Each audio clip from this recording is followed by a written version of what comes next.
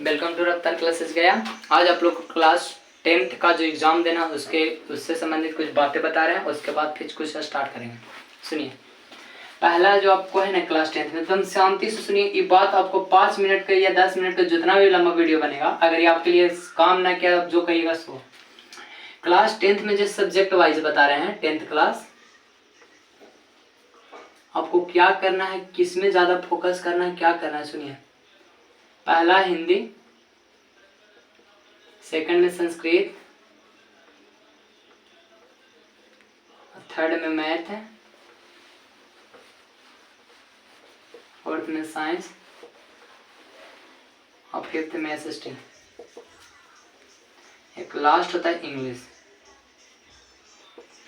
बाबू थोड़ा ध्यान दीजिए, जितना भी बच्चा है क्लास 10th का वो संभालिएगा। काहे कि यहाँ पे आपको टीचर जो है गांव में देहात में बहुत बुड़वाक बनाता है। बोलता क्या है कि इंग्लिश में नंबर ना जुड़ता है, इंग्लिश ना पढ़ाता है, इसलिए थोड़ा संभाल के। इंग्लिश आपको नंबर तो नहीं जुड़ता है, आपको कुछ भी ना, एक में तुम कितना नंबर ला लो, अगर इसमें आपको 30+ नहीं आएगा तो उसको में आपको कोई वैल्यू नहीं है। कुछ भी फॉर्म भरिएगा तो आज के डेट में जनरेशन में जो पूछा जाता है इंग्लिश का वैल्यू पूछा जाता है। तो हम 30 ना बोल रहे हैं, आपको कम से कम जो अच्छा नंबर लाना है वो 50+ चाहिए। कोई हालत में कुछ नहीं करना है। जैसे लास्ट में एग्जाम अगर रहेगा या कभी एग्जाम रहेगा तो ऑब्जेक्टिव याद कर लीजिएगा और कुछ फॉर्मेट देख लीजिएगा। एप्लीकेशन हो गया, ऐसे हो गया, अति काज कहते हैं मैसेज हो गया, पैसेज ये सब बनाना आता है, उससे हो जाएगा। फिर सुनिए, आपको जो मेन फोकस करना है, मेन यही है दादा 10 के। अगर एक में गिल्लो तो गिल्लो, आइलो तो आइलो, यही आपको चाहे तो ऊपर इतना उड़ा देगा, नहीं तो पूरा इससे डुबा देगा। सुन लीजिए, मैथ के लिए कोई गारंटी नहीं। मैथ्स में आपको क्या करना है, जैसे सुनिए, अगर आप पढ़े हैं या ना पढ़े हैं उससे कोई मतलब नहीं है। यहाँ से सुनिए, अगर जो पढ़ लिए बच्चा उसके लिए एकदम इम्पोर्टेंट बता रहे हैं। जो आपको बता रहे हैं, प्रतिदिन अभी से 15 दिन टाइम है, प्रतिदिन एक ग्राफ बना लेगा। प्रतिदिन एक ग्राफ बना लेगा। एक क्वेश्चन माध्य, माध्यक और बहुलक। सुनिए ध्यान से, प्रतिदिन एक माध्यक बहुलक बना लेगा, एक ग्राफ बना लेगा। एक होता है काज का, तो उसको ट्रायंगल। ट्रायंगल में हम 4 क्वेश्चन इंपॉर्टेंट बताए हैं, 4 से 5 है, 4 है, 4 में से कोई ना कोई आ जाएगा। इससे आपको क्या चाहिए, 5 5 10 5 15 एक क्वेश्चन आता है। और क्या बताएं आपको, जैसे ट्रिगोनोमेट्री आता है तो ट्रिगोनोमेट्री सिद्ध कीजिए, नहीं तो इससे रिलेटेड कोई और मतलब समीकरण भी सब आता है तो उसको सिद्ध कीजिए। हाइट एंड डिस्टेंस आता है, देखिए ऑफर का क्या है,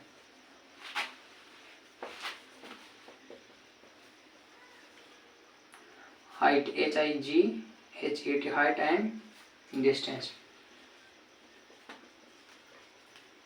हाइट एंड डिस्टेंस, सुनिए, हाइट एंड डिस्टेंस का टॉपिक हो गया, ट्रिगोनोमेट्री टॉपिक हो गया, एक रचना हो गया। अगर इतना मैंने टॉपिक पढ़ ले हैं तो 20 नंबर इधर कन्फर्म। और प्लस में जो चैप्टर बता रहे उसका नाम याद कीजिएगा, उसको जाके बनाइए प्रतिदिन रिवीजन। चैप्टर 4 एक होगा द्विघात समीकरण, द्विघात समीकरण। फिर 5 में होगा समांतर श्रेणी, समांतर श्रेणी। फिर होगा निर्देशांक ज्यामिति, निर्देशांक ज्यामिति।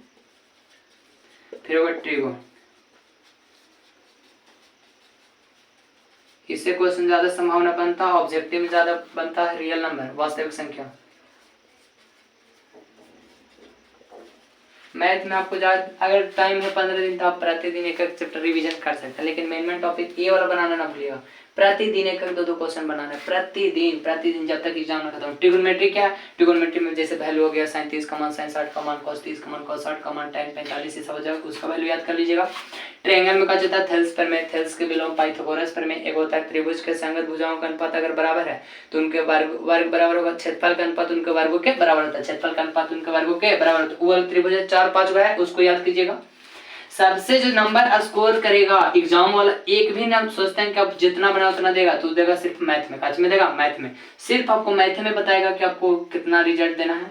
आपको मैथ से पता चल जाएगा आपको कितना रिजल्ट आएगा, कितना। जिसका मैथ अच्छा गया बाबू उसका प्लस हो जाएगा 80%। 80% मतलब 400+। इसलिए मैथ को ध्यान दीजिएगा, मैथ में टारगेट रखिए 90+ का। जिसका 90+ उसका सब बच्चा एवरेज का लगभग आ जाता है 400 के करीब में। सुनिए, दूसरा आपको हिंदी। हिंदी में मुश्किल से 20 मिनट भी टाइम दीजिएगा प्रतिदिन। 20 मिनट बहुत कम है। 1 घंटा भी टाइम दीजिएगा तो आपको कम हो जाएगा। 1 घंटा में क्या करना है, 2 को तो गद्यांश रहेगा 20 नंबर, 2 को गद्यांश रहेगा, 1 निबंध रहेगा और 1 आवेदन पत्र रहेगा।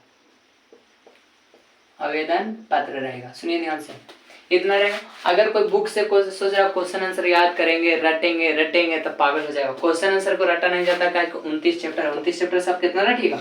29 चैप्टर में आपको वैसा टॉपिक को रीडिंग देना है जो बना के हम लोग लिख सकते हैं। जैसे मगम्मा के बारे में आ जाएगा, सीता के बारे में आ जाएगा, लक्ष्मी के बारे में आ जाएगा, ये सब अगर आ जाएगा तो उसको बना के लिखने के लिए सीखे। रटने से काम नहीं चलेगा। इसको आपको देखिए पूरा है जो 35 नंबर का, 15 नंबर के लिए आप दिन भर रटिएगा। उससे अच्छा है, उसके लिए एक टेस्ट, उसके लिए एक यूट्यूब पे क्लास चल रहा है, यूट्यूब पे क्लास चल रहा है हिंदी के नाम से।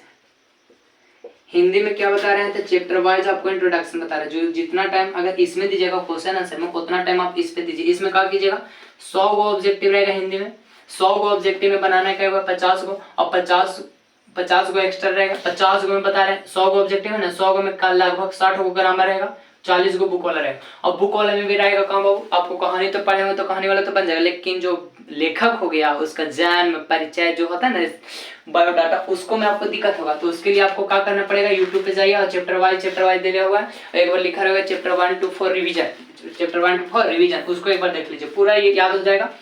गारंटी के साथ एक बार वीडियो देख लीजिएगा तो पूरा याद हो जाएगा। इसलिए ध्यान से सुनिए। 50 नंबर एक, अब ग्रामर का सेक्शन स्टार्ट होने वाला है। ग्रामर का पहले पढ़ाएंगे बार जो इंपॉर्टेंट टॉपिक है ग्रामर, मुश्किल से 7 से 8 दिन का टाइम लगेगा, खत्म हो जाएगा। हिंदी के लिए कोई टेंशन नहीं। संस्कृत में क्या हो गया बाबू, तो सुनिए 13 नंबर को गद्यांश से आता है, 7 नंबर एक अनुच्छेद आता है, याद कीजिए 7 नंबर अनुच्छेद। एक और आता है 8 नंबर का आवेदन पत्र एप्लीकेशन। एक में देखिए, इसको हिंदी का तो टेंशन ना लेना है, हिंदी और संस्कृत अपना लैंग्वेज होगी। इसमें का जो लिखने का तरीका मालूम होगा तो हो जाएगा। लिखने का तरीका हम बहुत अच्छा से क्लास में बताए हैं, एक यूट्यूब पे अपलोड भी किया है, लेकिन वो प्राइवेट किया है। जो स्टूडेंट मेरा अगर लिंक चाहिए तो उसके लिए आप भेजिए, उसके लिए हम सारा उपाय बताएंगे। उसमें प्राइवेट है, उसको किसी को बताना भी नहीं था। इसमें जो बताया है हिंदी में और संस्कृत में, हिंदी में और संस्कृत में लिखना कैसे, उसके लिए आपको लिखने पे आ जाएगा नंबर। बस देखिए 13, 7, 20 और 8, 28 हुआ। एक 6 नंबर के अनुवाद आता है, अनुवाद 6 नंबर का अनुवाद आता है, और एक लास्ट में आएगा 16 नंबर। 16 नंबर के क्या रहेगा बाबू, आपको बताइए तो कोई क्वेश्चन आंसर। ये 16 नंबर क्या कीजिए, देखिए आप जाइए क्वेश्चन बैंक उठाइए, क्वेश्चन बैंक 2021 का फर्स्ट सिटिंग और सेकंड सिटिंग दोनों का अगर रट लिए हैं तो करो अलावा एक भी क्वेश्चन फालतू हो गया जो करेगा से। संस्कृत में टारगेट रख रहे हैं एकदम 90+ आएगा, 90+, जो बात को फॉलो करेगा। चाहे मेरा स्टूडेंट हो या और कहीं पढ़ते हो या किसी संस्थान में, उसके लिए बता रहे हैं।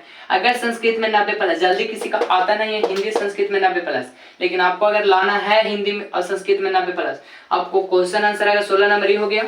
अनुवाद हो गया, अनुवाद को आपको बनाने के लिए भी सिखाए हैं, फॉर्मूला पूरा ट्रिक बताए हैं। फिर 8 नंबर का जो एप्लीकेशन आता है, इसको लिखिए अभी से 10 दिन टाइम है। 10 दिन लिखेगा तो 10 दूनी 20 हो जाएगा, 2 को लिखेगा तो 10 दूनी 20 हो जाएगा। 20 से फालतू आएगा जी। प्रतिदिन लिखने का आदत डालिए, अभी ना पढ़िएगा तो कहिए पढ़िएगा, खाली सोते आते हैं। 7 नंबर का अनुच्छेद है, 7 नंबर का अनुच्छेद, अनुच्छेद में भी 10 को टॉपिक बताएगा, ओकरा में से बदल के हर साल आता है। अगर उससे फालतू आ गया जे कहिएगा से 10 हुई, इससे कम हुआ 8 होगा, पैकेज में सारा बना हुआ है। 13 नंबर के गद्यांश, एक में रहेगा एक पद में उत्तर दे, तो एक पद में उत्तर देने के लिए बहुत अच्छा से समझाएं। अगर किसी को डॉट है, पूछना चाहते हैं तो कमेंट कीजिएगा और उसके लिए वीडियो उपलब्ध करा दिया जाएगा, न तो आप कहीं और संस्था पे जाकर दे सकते हैं। इसमें आपको ध्यान से सुनिए, सब्जेक्टिव पोर्शन हो जाएगा। ऑब्जेक्टिव में क्या है संस्कृत में, जैसे सुनिए संस्कृत में जो चैप्टर बता रहे उसको सुनिए। एक होता है उपसर्ग और दूसरा होता है प्रत्यय। उपसर्ग और प्रत्यय दूसरा हो गया, एक तीसरा है समास।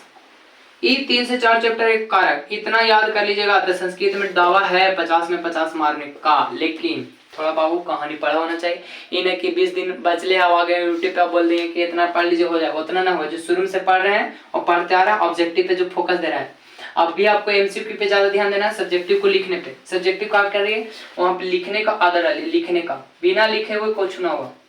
हिंदी संस्कृत समझ में आया, हिंदी संस्कृत समझ में आया। खाली हिंदी को आप सब्जेक्टिव पर्सन 35 नंबर इस पे होगा, इस पे ध्यान दीजिए। क्वेश्चन बैंक में स्टार्ट कीजिए 18 से लेकर 24 तक बनाने का, तब वो मिलेगा काची में 25 में। इसको में भी याद कीजिए, एक पद में उत्तर लिखना अभी से स्टार्ट कीजिए। 10 दिन का 15 दिन का टाइम है, उसमें आपको प्रतिदिन एक एक दो लिखना, प्रतिदिन एक सेट बनाना है। अब रूटीन बनाइए, दिन में कम से कम 7 से 8 घंटा का। 7 से 8 घंटा बहुत कम हो रहा है, 12 घंटा बनाइए। 12 घंटा 24 घंटा में 12 घंटा काट दीजिए। 12 घंटा क्या करना आपको? सुतना, खाना पीना, मोबाइल चलाना, जहां जाना जहां जाइए, लेकिन 12 घंटा का रूटीन बनाइए, सुबह शाम रात दिन, किसी भी तरीके से करके उसमें आपका रिजल्ट हो जाएगा। मुश्किल से 15 दिन पढ़ कर आराम से 450 के करीब आ सकते हैं। सुनिए, हिंदी में हो गया, संस्कृत में हो गया, मैथ में हो गया। मैथ में भी क्या करना है, चैप्टर वाइज अगर टाइम मिलता है तो चैप्टर वाइज कीजिए, ना तो क्वेश्चन में प्रतिदिन एक को सॉल्व कीजिए। 15 दिन 15 सेट, 15 सेट में समझ रहे हैं, 100 क्वेश्चन रहता है 15 को। 15 सेट में 100 क्वेश्चन सॉल्व कीजिएगा तो सोचिए कितना होगा, 15 दहां का 150, 15 दहां का 150, एक जीरो और बैठेगा तो 1500 क्वेश्चन सॉल्व होगा ऑब्जेक्टिव। और 1500 जब आदत बन गया तो एग्जाम में तो 100 गया, 100 को तो ऐसे मरा देगा। इसलिए 1500 सॉल्व कीजिएगा ना तो उसमें आपको सारा कॉन्सेप्ट पता चल जाएगा, कौन क्वेश्चन कैसे बनाना है। इसलिए आपको टाइम देना पड़ेगा। देखिए रूटीन बता देते हैं कैसे बनाना है।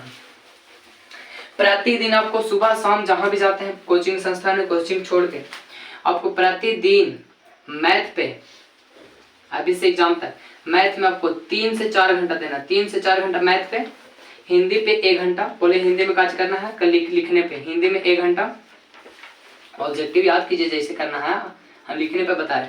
दूसरा संस्कृत में 1 घंटा, लिखने पे 15 से 20 मिनट। एक दिन अगर लिखिएगा तो मुश्किल से 45 मिनट लगेगा, दूसरा दिन 40, तीसरा में अपने आ जाएगा 15 से 20 मिनट। हम लोग जिस टाइम एग्जाम देते थे मुश्किल से 20 से 30 मिनट, लगभग 40 मिनट लगता था, पूरा क्वेश्चन सॉल्व हो जाता था सब्जेक्टिव पोर्शन का। आप लोग खाली स्पीड बनाइए ना, हाथ पे अगर स्पीड बन गया तो कलम के पावर तुम क्या जानो रमेश बाबू। सुनिए, तीसरा है साइंस, सॉरी चौथा है साइंस में टेंगे कर देगा। काचे की इसमें 3 सब्जेक्ट है, फिजिक्स, केमिस्ट्री, बायोलॉजी। सब प्रीवियस क्वेश्चन आता है। अगर चाहते हैं कि पूरा में पूरा आ जाए तो 21 से लेकर 24 तक क्वेश्चन आंसर रट लीजिएगा, ना आएगा जे कहिएगा से चाहिए। सब्जेक्टिव के लिए बता रहे हैं। इसमें आपको कार्य करेगा, फिजिक्स में 6 चैप्टर है, 6 चैप्टर, केमिस्ट्री में 5 चैप्टर, बायो में 8 चैप्टर, जोड़िए लीजिए 6 5 11 लगभग 19 से 20 चैप्टर है। 19 से 20 चैप्टर जब रहेगा, 19 से 20 चैप्टर कितना रटिएगा। हम बोले ऑब्जेक्टिव पे ध्यान दीजिए और क्वेश्चन बैंक पे ध्यान दीजिए। क्वेश्चन बैंक क्या कीजिए, एकदम एक एक पॉइंट ऑब्जेक्टिव या कॉपी नोट्स होगा तो नोट्स को पढ़ना शुरू कीजिए, प्रतिदिन पढ़िए। और साइंस में 3 घंटा बहुत ज्यादा लग जाएगा, कम से कम 3 घंटा या 2.5 घंटा लगभग आसपास दीजिए, 2.5 से 3 घंटा साइंस के लिए, तो अपने आराम से साइंस क्लियर हो जाएगा। और साइंस बाबू बहुत इजी एग्जाम में आता है। फिजिक्स से तो कहना है, फिजिक्स के तो बहुत इजी रहता है, जो सब क्वेश्चन बैंक से मिलेगा लगभग ऑब्जेक्टिव। दूसरा है एसएसटी, सॉरी अगला एसएसटी। एसएसटी के कारण सब अच्छा लग जाता है। एसएसटी में हिस्ट्री आ गया, ज्योग्राफी आ गया, इकोनॉमिक्स आ गया, फिर हो गया सिविक्स, पॉलिटिकल साइंस। देखिए हिस्ट्री पढ़िएगा, ज्योग्राफी पढ़िएगा, इकोनॉमिक्स बहुत ज्यादा है, अनंत है। कितना पढ़िएगा, याद होगा, रटिएगा, रटा जाएगा ना रटाएगा। इसमें आपको क्या करना, समझना पड़ेगा लेनिन कौन था, उसका क्या कार्य था, गरिबाल्डी कौन था, उसका क्या कार्य था, मेजनी कौन का, ये सब जितना भी पॉइंट है ना उसको आप पढ़िए, रीडिंग दीजिए और एक एक पॉइंट को समझिए। इससे क्या हुआ, पूरा क्लियर हो जाएगा। क्लियर हुआ। इतना होला के बाद भाई प्लीज इंग्लिश पे थोड़ा ध्यान दीजिए। इंग्लिश आपको करियर का सवाल है। सब टीचर तो बोलते हैं इंग्लिश ना जुड़ता है ना पढ़ाता, लेकिन इंग्लिश थोड़ा सा ध्यान दीजिए। कम से कम 50+ का टारगेट, 50+, कुछ भी हालत में 50+ का। कोई भी वैकेंसी भरिएगा तो इंग्लिश उसमें खोजेगा, कोई हालत में खोजेगा। कहे कि जेडी से भर लगभग 45 या 33 के आसपास खोजता है, इसलिए बोल रहे हैं इंग्लिश पे थोड़ा ध्यान दीजिए। ये ना कि इंग्लिश में फेल हो गया बाकी में पास, कोई फायदा नहीं। थोड़ा समझना, कहे कि आपको खाली 10th का रिजल्ट नहीं देखना, आपको आगे का भविष्य भी देखना है। सब टीचर तो आपको बकायल बोल देगा कि राटो ना जी रट ले जा रहा, ऑब्जेक्टिव राइट का पास हो जाएगा। कहा जी पास होकर क्या करेगा, 12 में जाएगा बुझेबे नहीं करेगा। सब इंग्लिश मीडियम पढ़ाता है, हिंदी मीडियम में 12 साइंस पढ़ेगा मान के चलो, तो इंग्लिश तो पढ़ना पड़ेगा। 12th में तो 100 नंबर के कंपलसरी इंग्लिश, उसमें कैसे पढ़ेगा। इसलिए अभी से आदत डालो। अगर इस गलती को सुधार लीजिए, नहीं तो 10th बाद सुधार लीजिए। 1 साल का टाइम मिलता है 11th में सुधारिए, 12 में काम देगा। बस इतना समझ में आया। आप सुनिए, हम कुछ इंपॉर्टेंट चैप्टर है जो यूट्यूब पे पढ़ा के डालना चाहते हैं। उसमें क्या करना है आपको, प्रतिदिन एक वीडियो रहेगा, उसमें सारा टाइप का क्वेश्चन, जैसे ट्रिग्नोमेट्री हो गया, ट्रिग्नोमेट्री का सारा टाइप का क्वेश्चन जो 2 नंबर में पूछता है। एमसीक्यू तो कहना है, एमसीक्यू तो गर्दा उड़ा देगा, एक बार समझा देंगे तो तुरंत गर्दा उड़ जाएगा। एमसीक्यू में टेंशन नहीं है। 2 नंबर वाला, 5 नंबर वाला ध्यान दीजिए, 5 नंबर वाला प्रतिदिन बोले हैं, एक 2 क्वेश्चन प्रतिदिन बनाइए भाई प्लीज, प्रतिदिन। देखिए मैथ में कुछ चैप्टर लिख रहे हैं, उसको हम पढ़ाना चाहते हैं आराम से, एकदम आराम से, और मुश्किल से 15 से 20 मिनट में चैप्टर फिनिश। अगर उससे ज्यादा लग रहा है तो मतलब समझिए कितना इंपॉर्टेंट चैप्टर होगा। हम पढ़ाएंगे पहला वास्तविक संख्या। वास्तविक संख्या, वास्तविक संख्या में क्या बताएंगे, जो एग्जाम से रिलेटेड, इससे सब्जेक्टिव उतना ना आता है, 1-2 क्वेश्चन आता है, लेकिन वास्तविक संख्या में जो ऑब्जेक्टिव आता है उससे related A to Z point अगर ना क्लियर हुआ तो जो कहिएगा सो, लेकिन इस पे आपको पॉइंट बाय पॉइंट इस चैप्टर को देखना पड़ेगा, वास्तविक संख्या। दूसरा है बाबू, दूसरा कौन सा चैप्टर है, बहुपद। बहुपद से भी बहुत सारा ऑब्जेक्टिव आता है, बहुपद। तीसरा क्या, तीसरा बोलो 2 चर वाले रैखिक समीकरण, 2 चर वाले रैखिक समीकरण। चौथा हो गया द्विघात समीकरण, द्विघात समीकरण। 5वां हो गया समांतर श्रेणी, समांतर श्रेणी। 6ठा हो गया त्रिभुज, 6ठा हो गया त्रिभुज। 7वां हो गया निर्देशांक ज्यामिति, निर्देशांक ज्यामिति। 8वां हो गया त्रिकोणमिति। 9वां हो गया ऊंचाई एवं दूरी, देख रहे बोले हाइट एंड डिस्टेंस, ऊंचाई एवं दूरी। हर साल हाइट एंड डिस्टेंस से क्वेश्चन आता है बाबू, 5 नंबर में 2-2 क्वेश्चन का भी आता है। 10वां हो गया वृत्त। 11वां हो गया, बोलिए 11वां क्या हो गया, वृत्त से संबंधित क्षेत्रफल नहीं। 11वां में हो गया रचनाएं। 12 हो गया वृत्त से संबंधित क्षेत्रफल, वृत्त से संबंधित क्षेत्रफल। 13वां हो गया पृष्ठीय क्षेत्रफल एवं आयतन।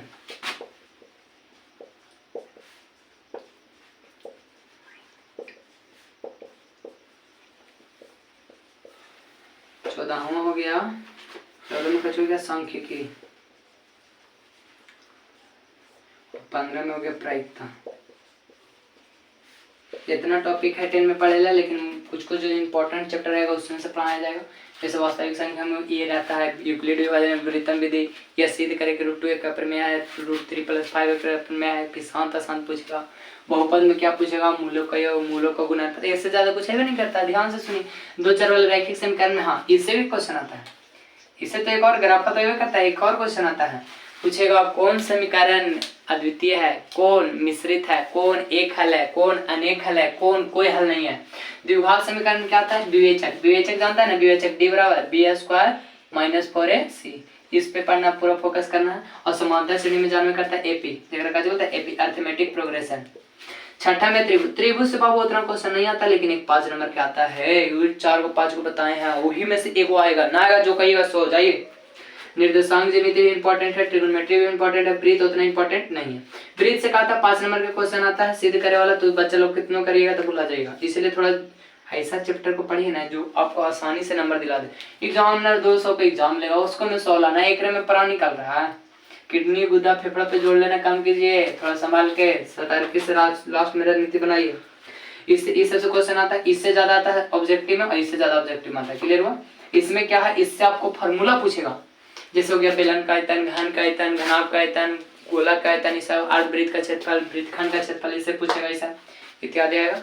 आज के लिए यहाँ, कल से चैप्टर स्टार्ट करते हैं। Thank you.